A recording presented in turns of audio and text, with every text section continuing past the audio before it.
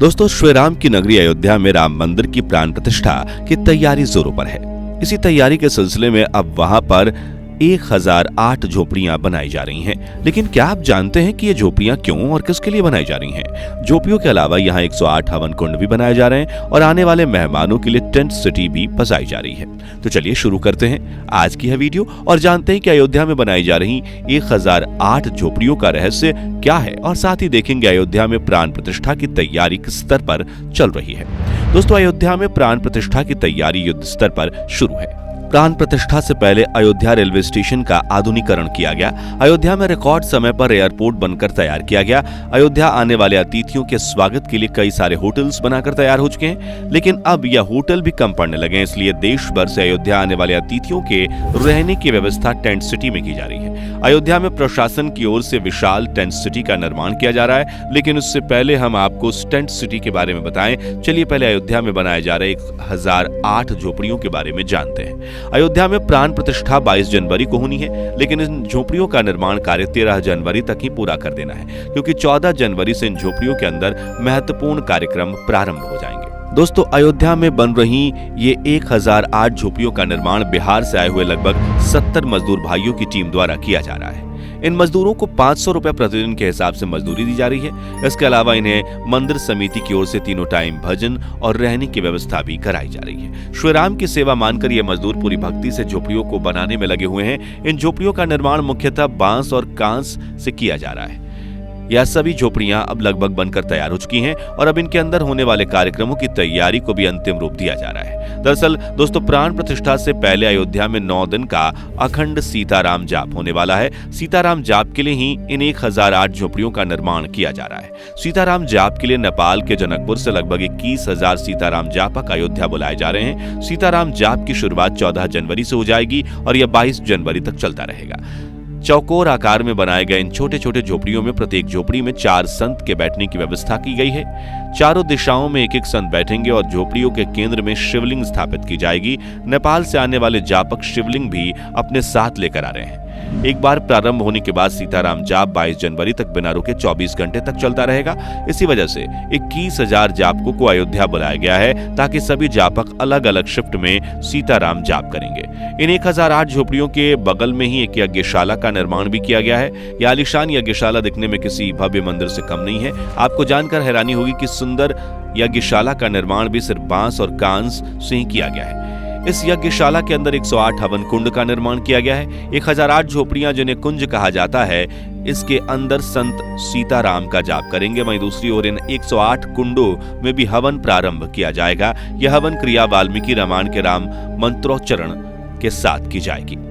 1008 कुंज व यज्ञशाला के बीच एक विशेष स्थान पर एक विशाल शिवलिंग भी स्थापित किया जाएगा। इस विशाल शिवलिंग के साथ ही 8 छोटे छोटे शिवलिंग भी स्थापित किए जाएंगे। ये सभी नर्मदेश्वर शिवलिंग होंगे जो जबलपुर से मंगाए जा रहे हैं। दोस्तों, आपको जानकर हैरानी होगी कि अयोध्या में इतनी सारी तैयारियां सिर्फ 15 दिन के अंदर में की गई हैं।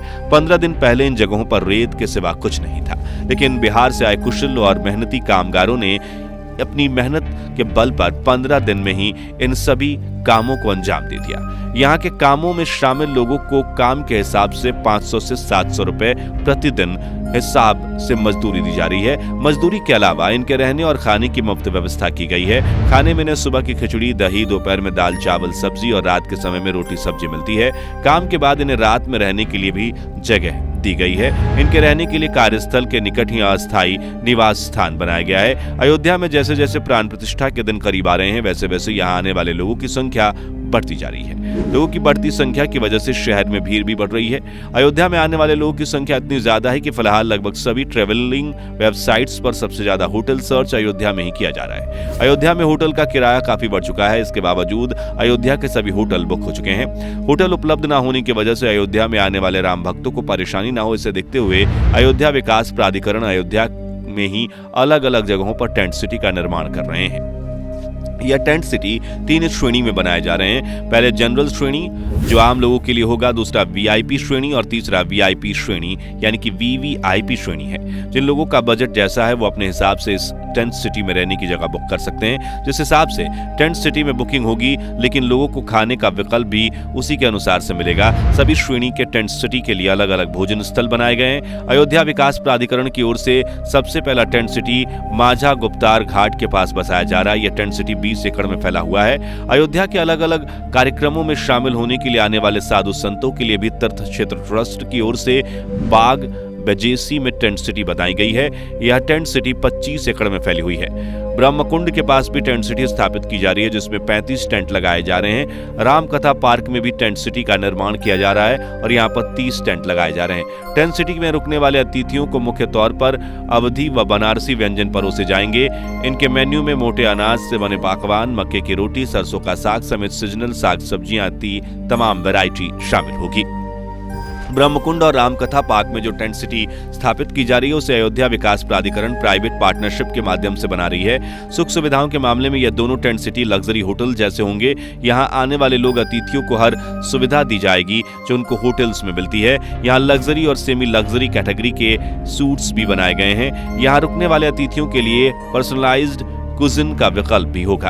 अयोध्या में प्राण प्रतिष्ठा के लिए शुभ अवसर पर 14 जनवरी से 24 मार्च तक लगातार सांस्कृतिक कार्यक्रमों का आयोजन भी किया जा रहा है। इस कार्यक्रम में अपनी कला दिखाने के लिए देश विदेश से लगभग 5000 कलाकार शामिल होंगे। इन कलाकारों में नेपाल, श्रीलंका, कंबोडिया, सिंगापुर और इंडोनेशिया के कलाकार शामिल हैं। ये कार्यक्रम 3 महीने तक लगातार चलता रहेगा और ये सभी कलाकार अलग अलग समय पर अयोध्या आएंगे।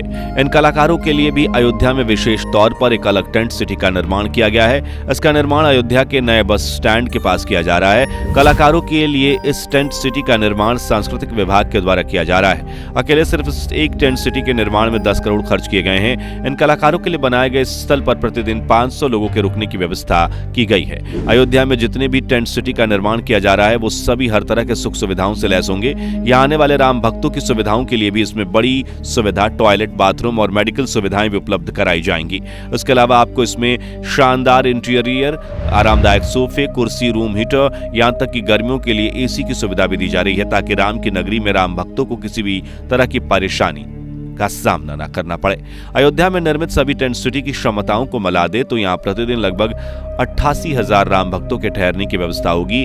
आने वाले समय में अगर भक्तों की भीड़ बढ़ती है तो टेंट सिटी की क्षमता और संख्या को भी बढ़ाया जा सकता है। तो दोस्तों, अयोध्या तो श्री राम के स्वागत के लिए पूरी तरह से तैयार है। श्री राम के स्वागत के लिए आपके कौन कौन सी तैयारियां आपने की है और उनका स्वागत आप कैसे करेंगे, कमेंट बॉक्स में जरूर बताएं। वीडियो पसंद आई हो तो लाइक शेयर जरूर करें और राम मंदिर से जुड़े ऐसे ही और भी वीडियोस देखते रहने के लिए हमारे चैनल को सब्सक्राइब करके नोटिफिकेशन जरूर ऑन कर लें।